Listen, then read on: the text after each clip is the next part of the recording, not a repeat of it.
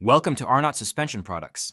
In these installation instructions, we will walk you through the replacement of an Audi A6 Allroad Quattro C5 rear air strut with a new Arnott Gen II rear air strut. Before starting, ensure you have the necessary safety measures in place which can be found in the vehicle owner's manual. Lift and immobilize the vehicle properly and isolate any stored energy to prevent injuries or damage. Start by setting the steering to straight ahead. Then raise the vehicle and remove the applicable rear wheel. Now remove the air pressure from the rear air spring and deflate it by slowly removing the air fitting from the bottom. Then loosen and remove the upper mounting bolts.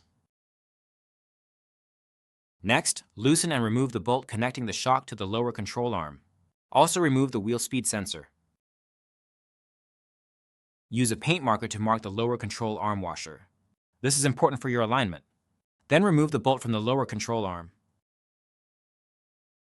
Next, pull down on the top mount to remove it from its mounting location. The shock is now ready for removal. Pull it up and out of the vehicle. Tighten all nuts and bolts to manufacturer's specifications during the installation process. Start the installation process by installing the bolt into the lower control arm. Do this by realigning the previously made alignment mark. Now, reinstall the wheel speed sensor as well as the bolt that connects the shock to the lower control arm. Install the upper mounting bolts. Then remove the white shipping pin and insert the airline into the fitting.